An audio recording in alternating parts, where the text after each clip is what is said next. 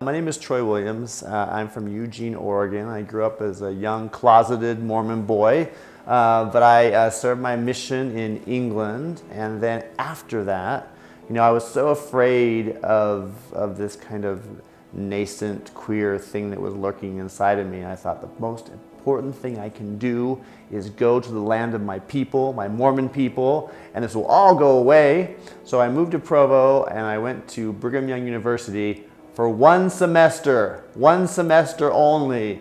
And I was trying so hard to escape this thing inside of me that I ran to the thing that was farthest from.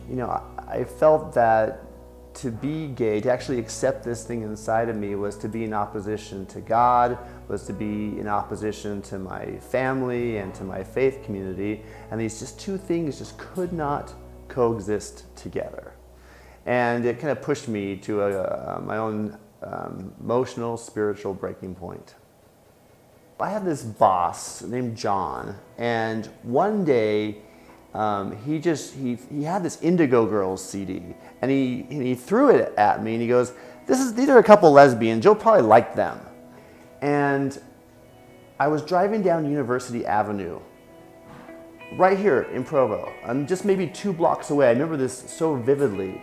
And I kind of pulled over and I was listening to their harmonies and the way that they were interacting with each other. And I was listening to the lyrics, and I had this very profound feeling come over me that anyone who could create such beauty was loved of God, and that being gay was not bad.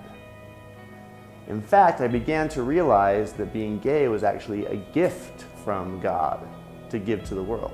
Part of it was just, meeting and interacting with LGBT people who were phenomenal, who had lived very active and productive lives. And I began to see that this thing that I feared inside of me was actually something very powerful, as opposed to a curse that was actually a gift. I remember reading this book from Joseph Campbell, who's this famous mythologist, and he said that our demons are really just gods that are unrecognized. And the reason why they become demons is because we deny them and we push them down and try to control them, and then they just kind of break free.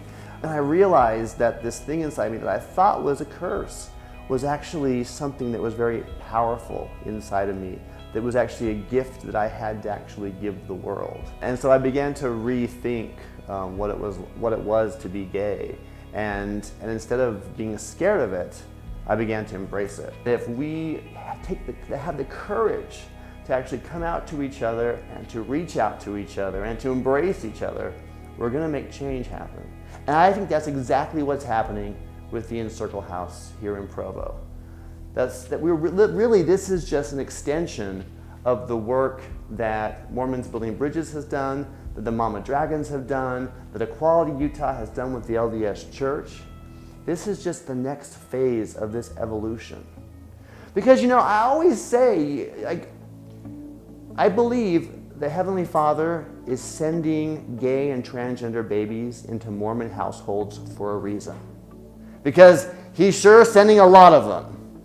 All right? And I believe the reason why this is happening is that queer children are coming into Mormon households just to show Mormon parents that they can expand their capacity to love more than they know they can. And that, I believe, is the gift that LGBTQ kids have to offer the world. Being gay is awesome. Being gay is the gift that God has given you to sort of go out and give beauty to the world.